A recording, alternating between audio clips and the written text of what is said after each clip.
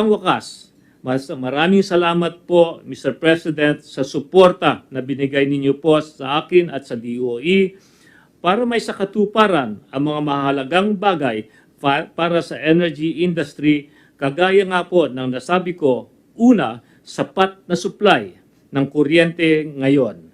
Pangalawa, karagdagang kapasidad ng kuryente para tugunan ang pangangailangan ng ating ekonomiya ang pangkinabukasan. At pangatlo, sa pangkalahatan, Mr. President, ang presyo ng ating kuryente ay nakikita na nating bumababa. Naway na ilatag at naibahagi ko po ng malinaw ang mga ginagawa ng kontribusyon ng DOE sa ating bansa. Maraming salamat po.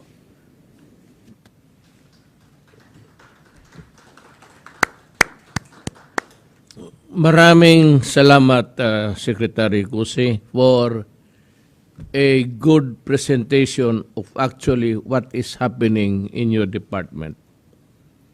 Ang gusto ko po, yung report na hindi dinagdagdagan, wala namang kulang.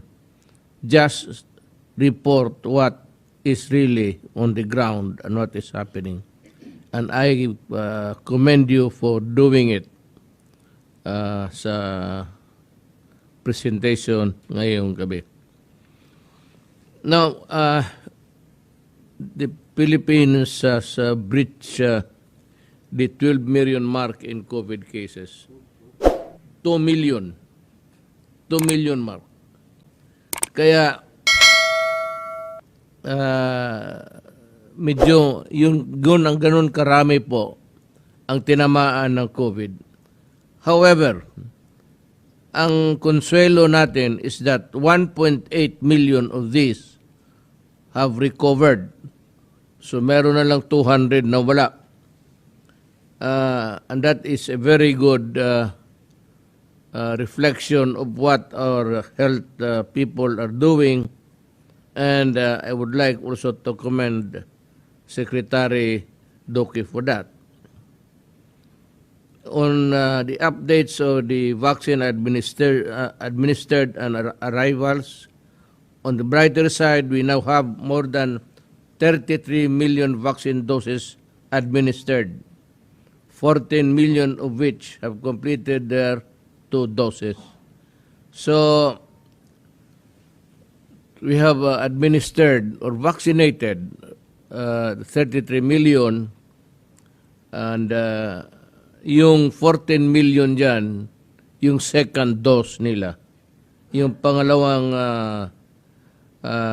jab na kailangan makompleto nila.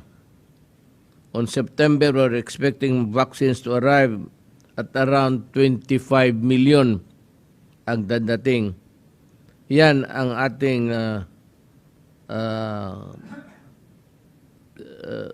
binibili sa labas, at yan ang trabaho ni Secretary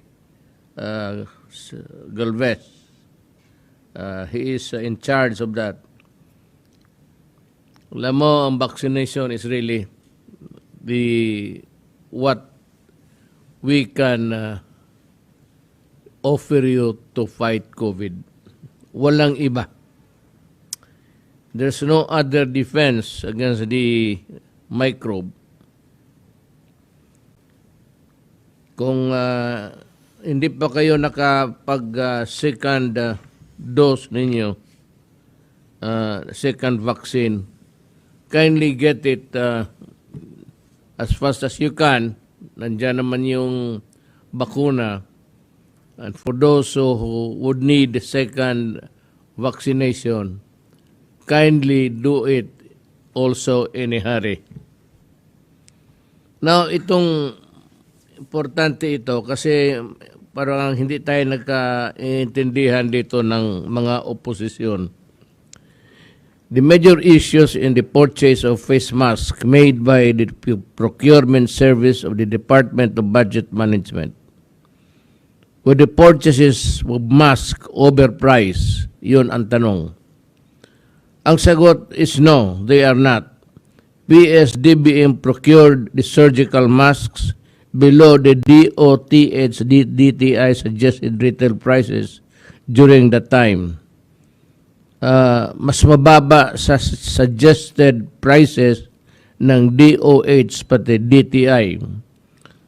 And where there was a high demand for the same, it is not accurate to compare the purchase price of surgical mask at the height of COVID-19 and during the period when the supply of surgical masks began to stabilize.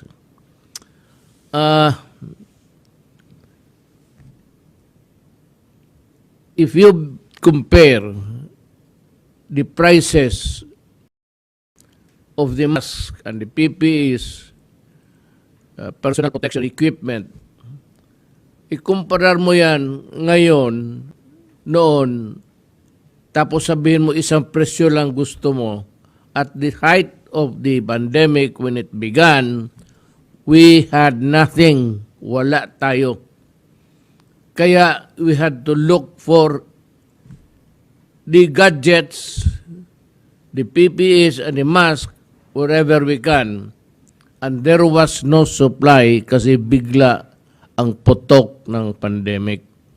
That is why every country then was also in a hurry, in quandary as a matter of fact, where to get the PPEs and the face masks.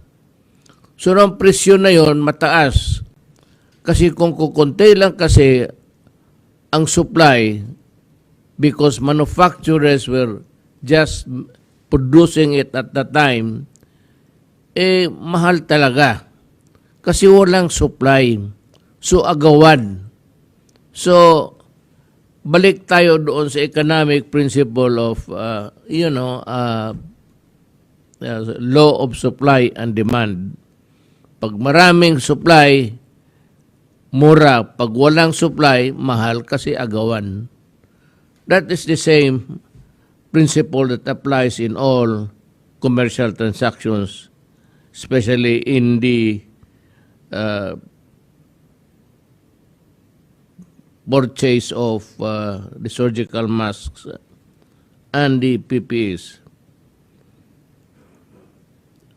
Kung pag-usapan natin ang purchase price ng surgical mask during the height of the COVID-19 pandemic and during the period when the supply of surgical masks began to stabilize, ang atin is about 1.7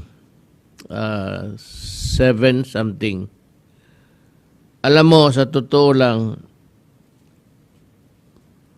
yung bili natin sa lahat would amount to something like, I'd like to ask Secretary si Vince.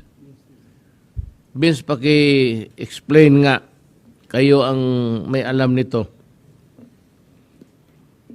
Kindly expound on this presyo, yung fluctuating, pati yung presyo at the beginning of the period of pandemic and the fluctuating prices, at ano yung bili noon ng previous administration. Opo.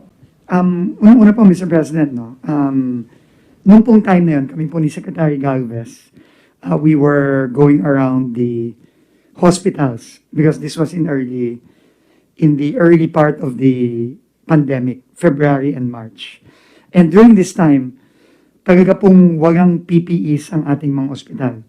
At marami po sa ating mga doktor, ating mga nurse, nagkakasakit. In fact, Sec Galvez can confirm this. I think in Metro Manila alone, there were, I think, about 37, close to 40 doctors who were actually in the ICU during this time.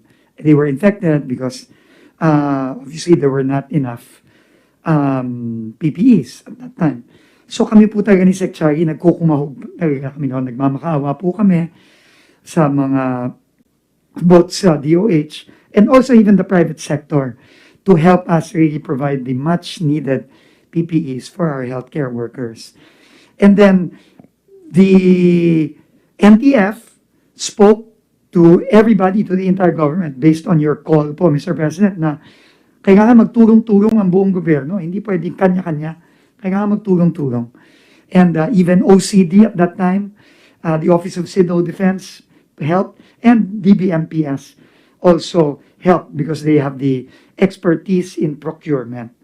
And at that time, the DOH really could not handle it anymore. Yun po ang totoo. Lahat po ng ginagawa ng DOH noon was really meant to control the pandemic on the ground. And so that was the reason why the other agencies of government like OCD and DBMPS got involved. And I think what was done was really to scan the market, Mr. President. And I think that was very diligent on the part of the procuring entities to look at the prevailing market prices. As you correctly pointed out, Mr. President, market prices are based on supply and demand. If there is more supply, it is cheaper. If there is more demand, it is obviously more expensive. And at that time, there was really tremendous demand, not only domestically. Our hospitals were all looking for PPAs, but obviously we also had to compete with the demand from other countries. No, but both the DTI, if I'm not mistaken, and Secretary Mon Lopez can confirm this, did a market scan, as well as the DBM did a market scan of the prices. And as pointed out by spokesperson Harry, today, those prices were actually higher than the prices that were eventually procured by the Department of Budget and Management. Siguro po, Secretary Galvez po can also talk about the situation of the hospitals na pati po yung mga hospital noon, dahil nga hirap na hirap sila maghanap, mataas din po ang presyo na kanilang binibigay at that time. You know, we would like to just inform again. I will repeat this to the public because it is very important. The Aquino government bought PPE at 3,500 pesos. Way more expensive than the ones we bought at 1,019 tayo. That is our what we have ang ano ng fluctuations was in 2015 ang fluctuations was to 3,800 in 2016. Ngayon makita natin mas mataas ito yung nasa ano pala.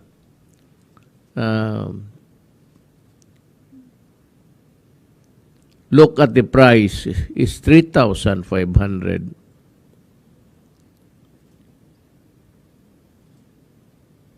Yung atin is 1,900.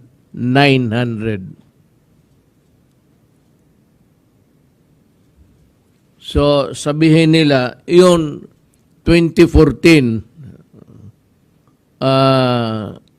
wala pa mang pandemic noon. There was no pandemic yet.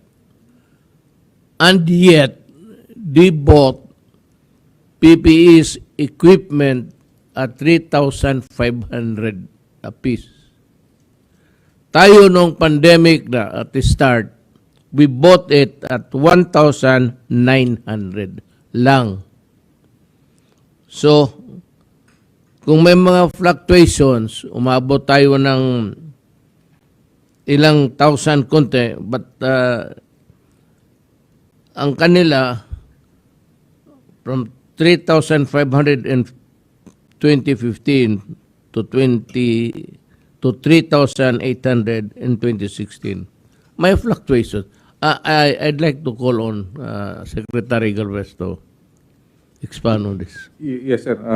Sa panahon po talaga na yun na talagang nagkukumahog po tayo, Mr. President, dahil kasi po talagang binigay niyo pong instruction sa akin kasi talagang nakikita po natin sa news na marami ng mga magagaling na doktor sa heart center at saka sa ibang mga talagang mga magagaling po na mga level 3 hospitals ang namamatay na. And during those times, marami pa pong naka-intubate. And ang inano po niyo po sa akin na instruction sa akin bilang chief implementer, isolve po na problema yan within few days. Kaya po ang ginawa po namin talaga ay talaga nag-uusap po kami ng PSDBM at saka po ng OCD. Yung OCD po, concentrated po sila sa local manufacturing at yung ano po, yung PSDBM, siya po ang in charge sa big volume na ano po natin. Kung ano po yung fluctuation ay nagkakaroon po talaga ng fluctuation kasi yung cost of transportation kasi sinasama po diyan. At doon din po namin nakita talaga po ano, na lahat po ng sources, even yung mga nagdo-donate po ng mga ating mga private sector, sa China rin po kumukuha, Mr. President. Marami po nga kaming alam na mga ibang mga politicians na talagang mga hiniram pa yung C-130 natin, nakunin yung ano yung order nila doon sa China.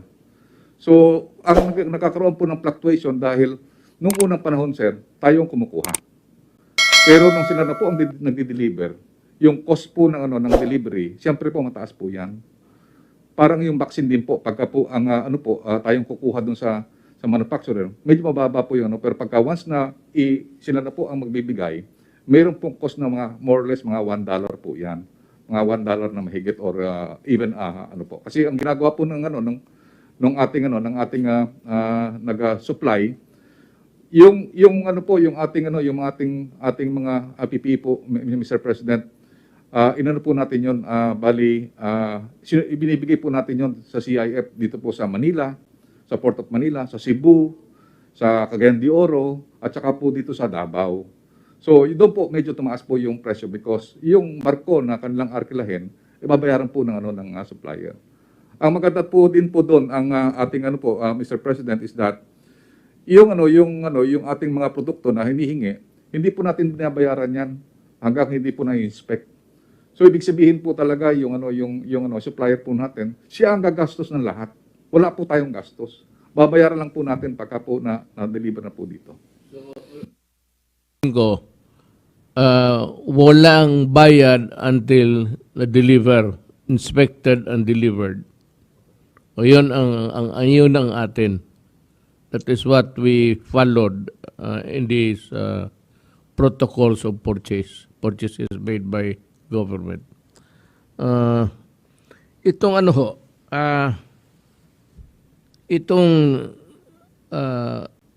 kung sinunod ba ng gobyerno yung mga patakaran ng rules of emergency procurement in this purchase. Harry? Sir, opo. Well, sa 9184 po, meron po talagang provision na kapag emergency, po pwedeng hindi po susunod dun sa public bidding. Pero nagkaroon po tayo ng Lex Specialist na tinatawag na yung Bayanihan 1 na binigyan po ang presidente ng kapangyarihan na bumili ng wala pong bidding. Pero maski wala na pong bidding, ang ginawa mo ng PSDBM, kumuha po sila ng mga price quotes sa iba't ibang mga supplier. At doon po nila nakita na ang pinakamababa nga po ay 1,950 ang bid. At bagamat ang gusto initially ng supplier magkaroon ng 30% down, nag-insist po ang PSDBM dahil agawan nga po ng PPE sa mga panahon na yon na pinakamababa ng presyo ng 1,950 at babayaran lang yan kung nakarating na sa Pilipinas at pumasa sa testing. So, Mr. Mayor, meron po talagang 4 hanggang 5 quotes ang PSDBM bago po niya kinontrata yung nanalo po sa hindi po bidding ang tawag doon, kung hindi yung sa mga price quotes na sinubmit na pinakamababa.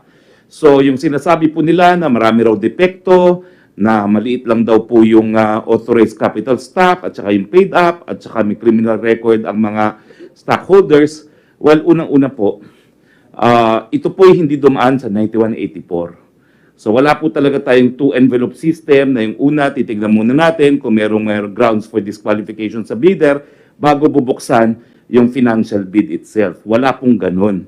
Hindi nga po obliged ang PSDBM na kumuha ng mga price quotes, pero para nga po makakuha tayo ng pinakamagandang terms and condition, kumuha pa po ng price quote. At yan nga po ang nadiskubre nila na ito ang pinakamababa at wala naman pong wala pong danyos na maliit ang paid up kasi nga po hindi nabayaran kung hindi dumating. So kung talagang wala pong kakayahan yung kumpanyang yon, siya po nag-finance ng buong import. Hindi po yan dumaan hindi po tayo nagbigay ng kahit anong down payment dyan. No? So ibig sabihin lang po niyan, baliwala yung maliit na paid up capital. Pero ulitin ko lang po, sinasabi ko po kasi ng isang senador na hindi raw nasunod yung RA 9184, talagang hindi po nasunod kasi pinasa naman po nila sa Kongreso mismo kasama ng Senado yung Bayanihan 1 na nagbibigay ng kapangyarihan na to do away with the bidding under 9184 and to resort to expedited purchases. Thank you. Nauna ito pero isabihin ko na lang. Sabi ni Cardinal Sin noong buhay pa, if Satan appears to me and gives me money, I will accept the money and spend it all for the poor. It is not the practice of the church to ask donors where the donations come from. Our duty is to make sure that all donations go to the poor. The devil remains my enemy, but I will use his resources to feed the poor. Ganito yung sitwasyon natin na sabi ko nga sa una ko, get it whether you use itong bidding or not. But I'm sure I said there is a law na wag mo nang i-bidding, bilihin mo na kaagad. Kasi ang experience ko sa gobyerno, yung bidding matagal, umiikot pa ng ilang opisina, pati departamento. So that is what happened here. So tanungin ko si Secretary Galvez, were the purchase mask bought and delivered on time? Yes sir, actually sir, napakabilis kasi unang-una nung tuwan-tuwa nga sir ang ating mga healthcare workers kasi yung ano po natin talaga maano po yung maraming namamatay at saka na-infect na mga healthcare workers. At pumunta mismo ako sa mga hospital, tuwan-tuwa po sir sila. Ang ganda ng quality, magaan po sa katawan, hindi po sila pinapawisan kasi yung ibang po mga hazmat napakabigat at saka napakainit. So yung aming tuwan-tuwa po ako sa personally, nakita ko po yung yung katuwaan nila na yung confidence nila na talagang pumunta doon sa mga COVID patient, tumaas po ang kanilang confidence because what we bought doon po sa ating mga PPE ay nandoon po sa quality. At saka marami pong director na mga pumunta po sa akin, Mr. President. Sabi nila, sir, pwede bang sumama kami sa bidding nyo? Dahil kasi yung sa amin, umaabot po ng 2,000 at saka 3,000 yung aming pagbili ng PPE. Napakamura pala ng PPE nyo po. So yun po ang sinabi po sa amin ng mga director ng mga hospital na pinuntahan namin po dito sa Metro Manila. At ako po'y natuwa, Mr. President, dahil naibigay po natin kaagad at nasalba po natin ang buhay ng ating mga healthcare workers. Especially po yung mga specialist natin na karamihan po na mga namatay, yun po ang nakita po natin na talagang nung panahon na nabigay po natin kaagad po yun, yung PPE, ay nasalba po natin karamihan po yung mga ating mga espesyalista po na magagaling na mga surgeon. Secretary Galvez, the next question that they would be interested to ask, and ito naman yung gawin nilang issue is, were the purchase mask made of good quality? Sir, maganda Yung pong quality. sinasabi mo na magaan sa Yes sir, actually sir, yung yung quality nakita po namin. Yung sinasabi po ng ibang mga senador na 940 po ang PPE. Yung po lang po yun, parang tilang overall. Pero itong PPE po natin na binili po, Mr. President, ang goggles, ang ganda. Ako tuwa po ako sa goggles kasi talagang yun ang nakafitting sa po eh. And aside from the goggles, meron po siyang face mask. And at the same time, yung kanyang yung quality niya, meron po siyang tinatawag na heat shield. Meaning yung tahi, may takip. Yung mga locally made, sir, na without ano, sir, na sa iba naman sa ano, yun ang nakita namin na difference. Kaya they prepared yung ano, yung binibili po ng ano ng gobyerno dahil gusto nga nila na yun po napakaganda sa katawan, at the same time they feel very protected po. So, would I be correct to say now that no public funds or payments were released until it was ascertained that the medical supplies were completely delivered and the same are compliant with the technical requirements as specified by the DOH or by other agencies that requested the purchase? Yes, sir, makates po ako dyan, sir, dahil kasi kasama po dyan ang AUP, kasama rin po yung ibang mga logistics officer na nag-inspect po, sir.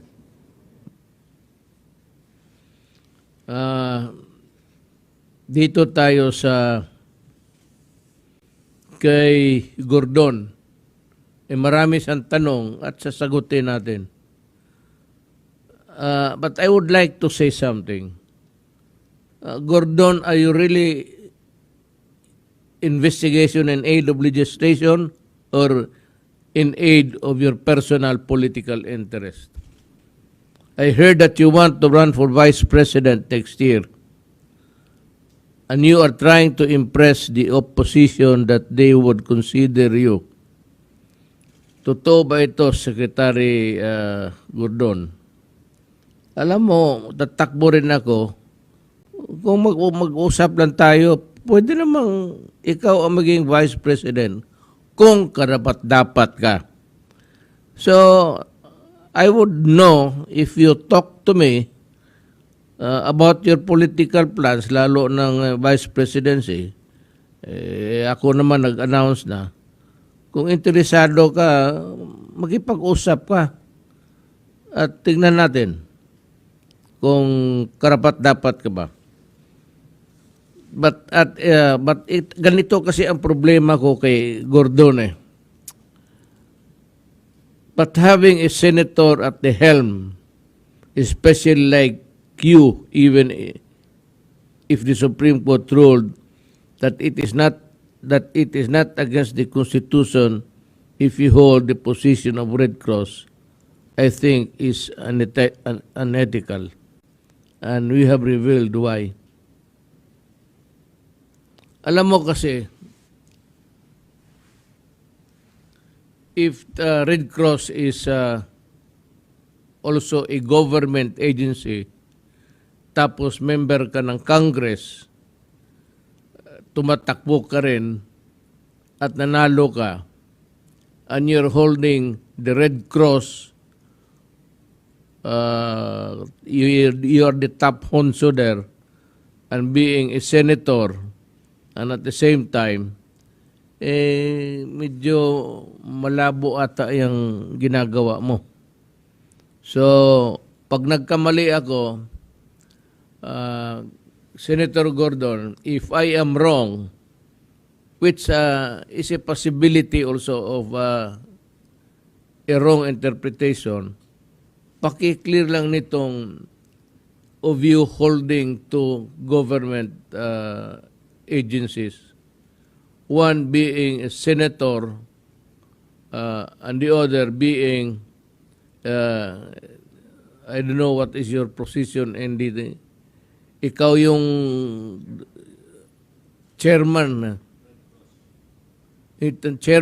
sa Red Cross for a long time. You know, let me just also add something. As far as I can remember, even before I entered politics, Gordon, hinawakan mo na yung Red Cross. And you control the agency like the way you control everything. You are so bossy. And I think that the true work of the Red Cross is not reflected in your actuations. Ito pang isa. Red Cross is to be a non-profit organization.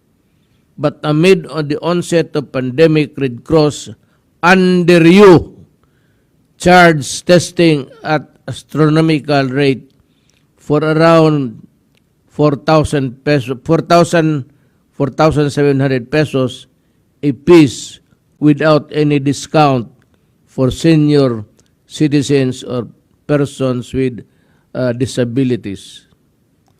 Is this not a clear violation of the expanded Senior Citizens Act? Pakisagot lang nito. Kasi it is a violation of law to deprive the senior citizens and persons with disabilities of lower prices in consideration of their present situation.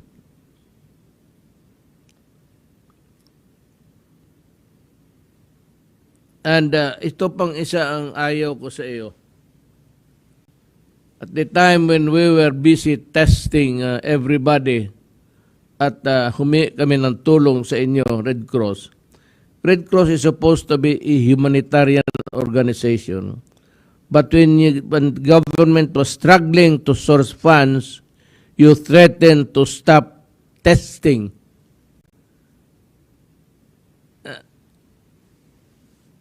I'd like to ask the Filipino people,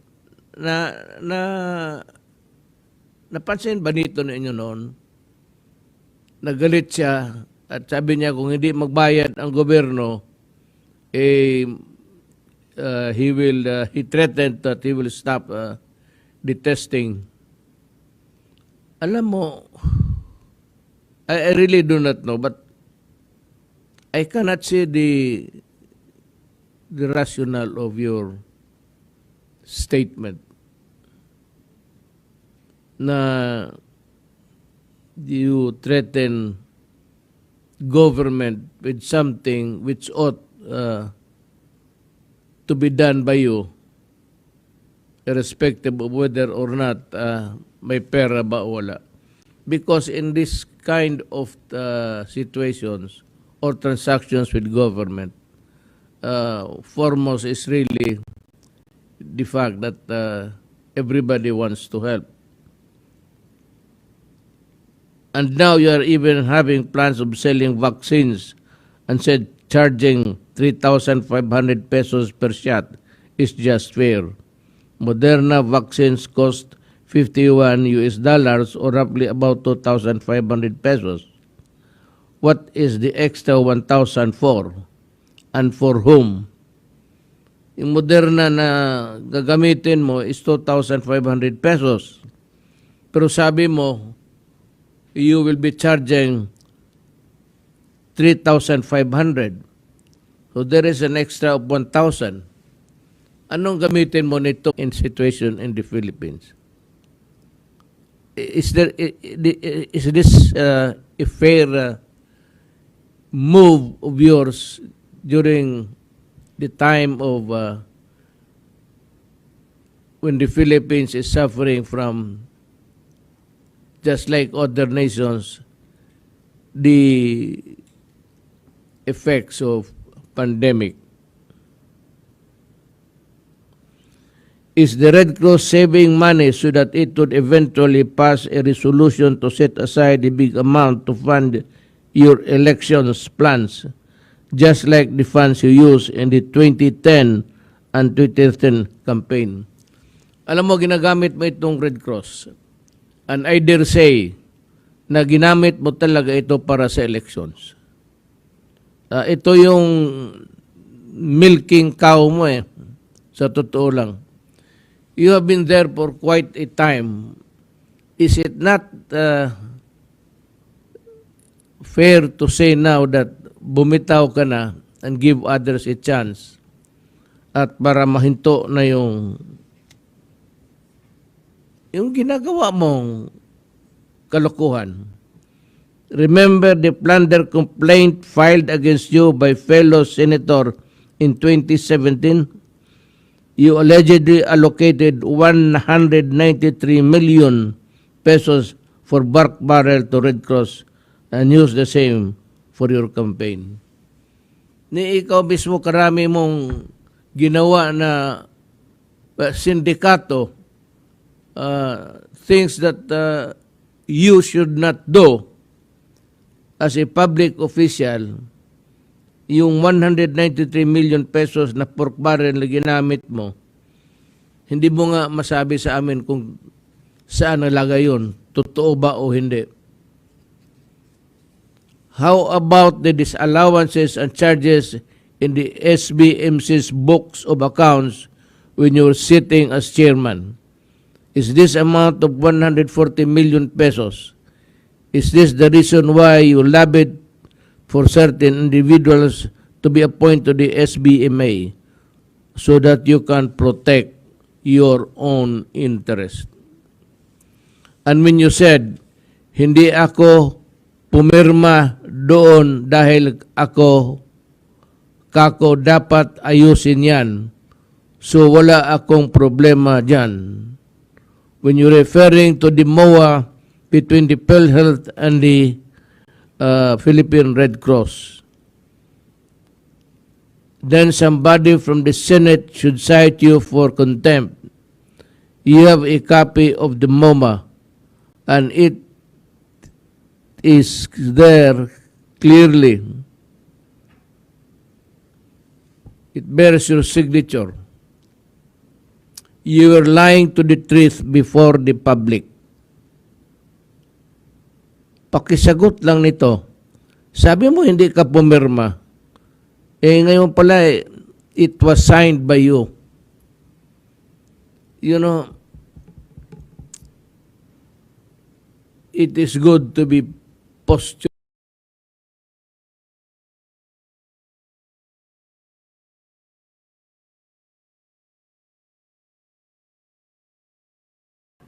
Ang talagang ikaw yung maputi sa lahat. Yan ang totoo dyan.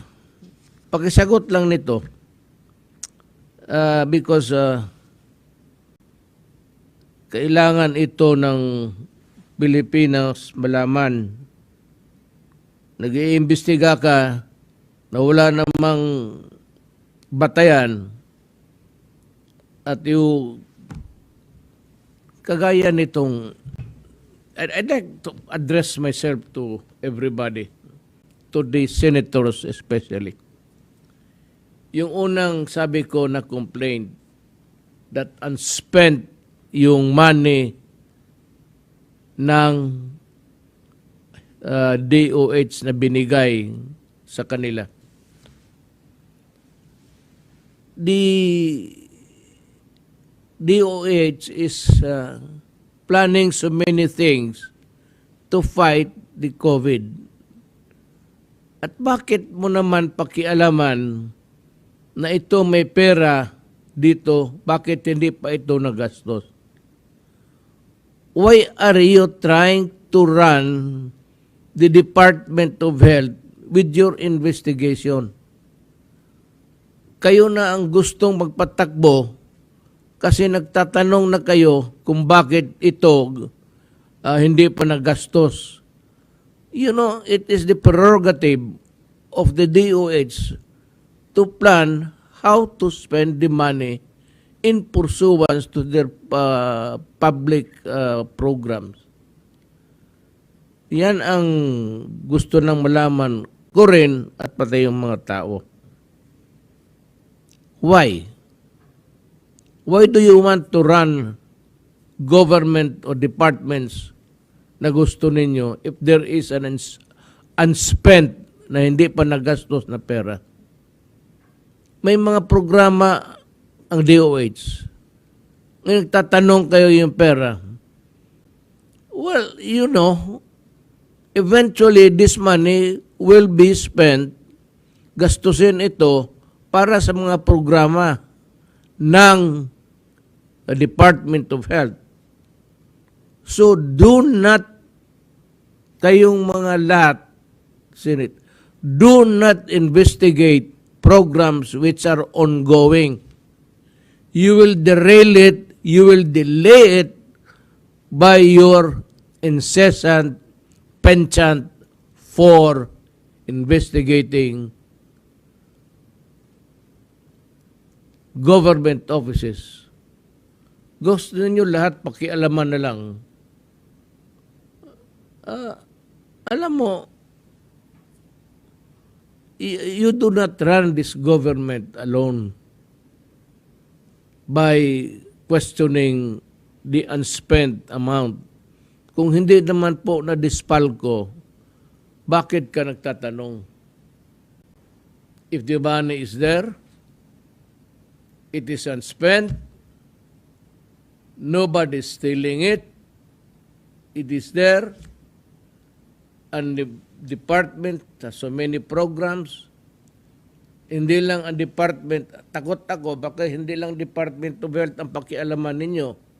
Department, DILG, Department of Health, and the continuing, ninyo, pinapakialaman ninyo si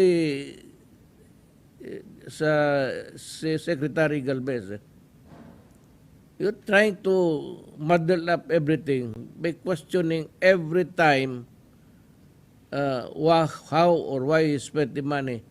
The guy is simply trying to even explain to you in every opportunity, whether it be is a program of government or whether it is really a forum of sponsored by government such as this. This is part of a cabinet meeting. Hindi lang tinatawag yung ibang membro ng kabinete simply because it is not a thing that would concern them. Pero itong mga, when we talk about COVID, it has to be the DOH and Secretary Galvez. And if you keep on hammering all of these things that they are doing, and the money that were spent and the money that were not, why don't you just wait until they have completed the project or until the project is terminated? Ganon sana ang gawin ninyo. Pakiusap lang, por respeto. Well, kayo antiga, kayo yung palaging nag-iimbestiga. I hope that someday we will have also a time to question your actuations. And we will start with you. Hindi naman kayo lahat dyan malinis. But you are the one making a noise that is just really a noise for no purpose at all but to create a noise. Then kindly answer the questions that we pose today. With that, we would magpapasalamat kami sa iyo kung masagot mo yan. But you know, I repeat, for the longest time, you are the one holding the reins of the Red Cross. Marami nang nagtatanong, and everybody would always be surprised because you have the ready answer and you are controlling even the money of the Red Cross. At ang pinakamabaho ang nakita ko sa iyo is when you threaten to stop testing. Anak ka ng ikaw, di mo maintindihan. Ulitin ko. Yung ginawa mo, you threaten government that you will stop. You stop testing people so that they will die just because you are not paid. And the money that you have accumulated all these years would run into billions. At ang gusto kong makita yung audit talaga ng totoo ng Red Cross. And maybe I will demand, the Executive Department will demand that we be furnished a copies of your audit taken by COA, and COA to give us the copy so that we can review also what you have audited at tingnan ba namin kung tama o hindi. Mas mabuti na yung ganon. Let us be open to everybody. You open your books and I open mine and you can read all what is entered there and I also examine what you have done so that it will be a fair scheme for everybody. Yan lang ang gusto ko tanongin. Kasi ito si Gordon nagmamalinis eh. Akala mo walang ginawang plenty. We will start also with your record as a public official. Plenty. Yang Red Cross na yan,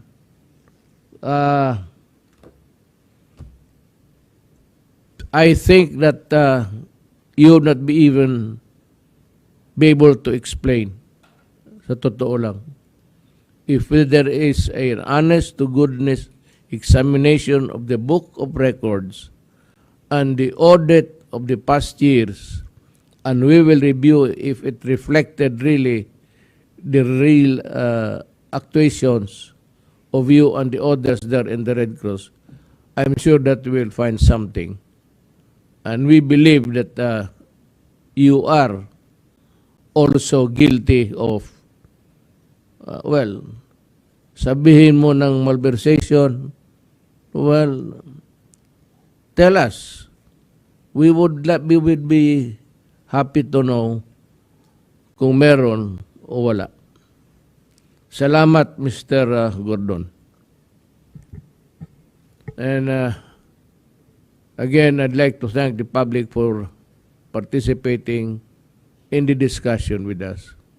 You listen to this because, alam mo, sa totoo lang, may tinuturo sila na isa, ito si Gordon, magturo ng isang transaction, hindi naman niya sinasabi kung ilang transactions ang ginawa niya na mali. So, ganon. Sauce for the gander, sauce for the goose. That's it. Mga kababayan ko, maraming salamat.